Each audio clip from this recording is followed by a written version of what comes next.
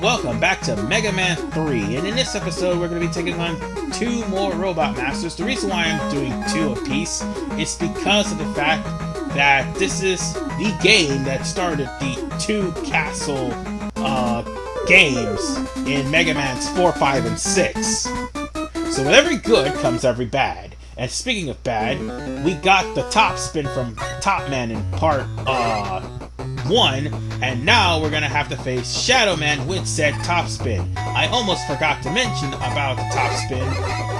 Not only it being a random generated number weapon, but also the fact that you actually have to take damage in order to use it. Speaking of weapons in general, the only weapon that can hurt Proto Man is the Mega Buster. No Robot Master powers will hurt him at all. As a matter of fact, every single time you see him, just make sure you have your Mega Buster on hand. I mean, he's pathetically easy. You could just slide underneath him, especially in this stage because it's a flat surface, and there wouldn't be too much of a problem. Oh, and I might want to warn you all. This stage has these stupid strobe lights that darken the room. You can destroy them with the Magnet Missile, but unfortunately I haven't beaten Magnet Man yet, so we'll get to that bridge when we do. But if you have the Magnet Missile, that is the weakness, or Shadow Blade from Shadow Man, which I'm coming to get right now. If Top Spin doesn't be a bitch. That frame rate drop. Sorry about that, ladies and gentlemen.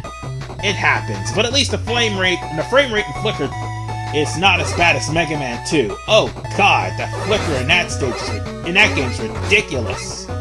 Especially in the Anniversary Collection. They kept the original flicker, but not the original difficulty. Anyway, this is the part where you need to be careful. These parachute guys, they will be the bane of your existence.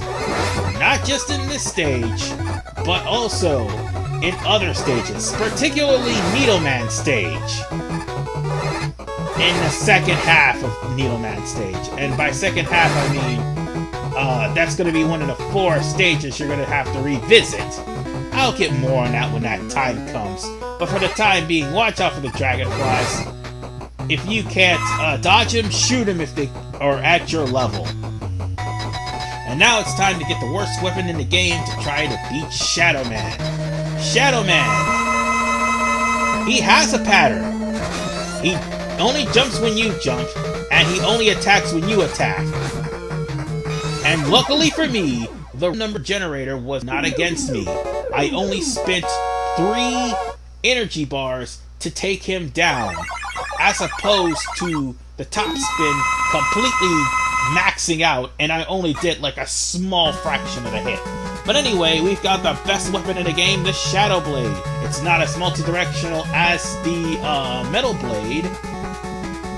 It can go up, it can go down, it can go front, and will shoot in front of Mega Man, but it can't shoot behind him. And more important, it can shoot behind him, but it won't shoot in diagonally. I mean, Capcom learned its lesson from the Metal Blade, and, well, not all the way learned its lesson. Because Shadow Blade is actually the main weapon that you need to defeat Spark Man. And this stage, oh my goodness, I almost forgot to mention the music. Again, why do I keep doing that? But anyway, the music in Mega Man 3, I like the music in 5 because it is underrated. This is actually one of the better soundtracks in the Mega Man series. I mean, 2's pretty good. The infamous Wily 1 stage is pretty good too, but this game has some pretty good soundtracks from beginning to end. Especially this one. Oh my goodness.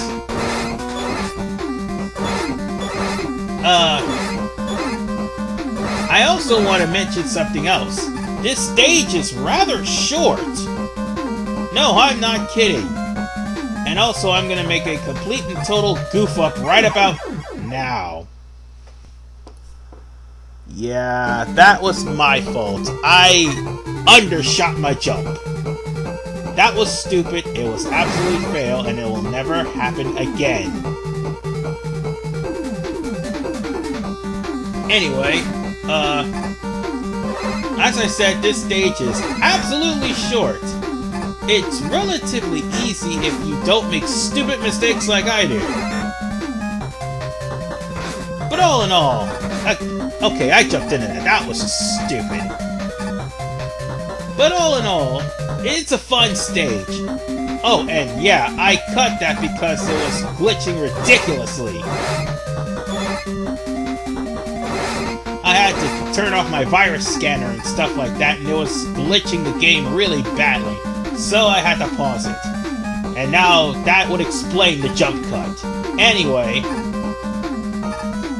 I have to be careful here because those platforms, that's why I jumped so suddenly and undershot my jump. Those platforms would more than likely cause you to be crushed. And that's the last thing you want in this game, is to be crushed. And if you think the Crusherphobia is bad in this game, oh god, I haven't even gotten to Mega Man 4 yet.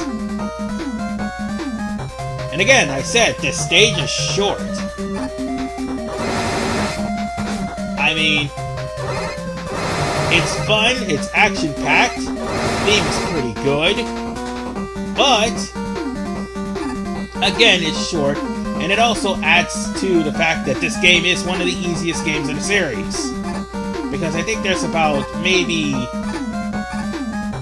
2 more short stages. I mean, Shadow Man stage wasn't short at all.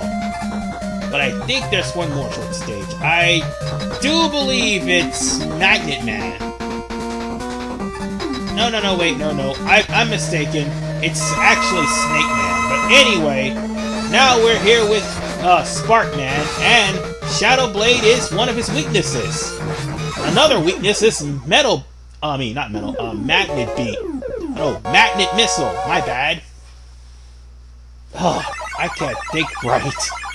Because that beatdown just happened so quick before I could say anything. Basically, you just spam the Shadow Blade if you have it. If not, just use the Mega Buster, it'll tear them up even more. But nonetheless, we got Spark Shot, which will stun enemies. It's the weakness of, ironically, Metal Man. But I think it's also the weakness of Needle Man, too. Oh god, this weakness weapon tree is just so screwed up. But nonetheless, I'll be taking on 2 more Robot Masters in Part 3. See you guys next. Oh wait, I almost forgot to mention the whole dual castle thing. Yeah, like I said, if I haven't mentioned it in this part, Mega Man 3 is responsible for that. That's why I'm doing 2 Robot Masters at one time.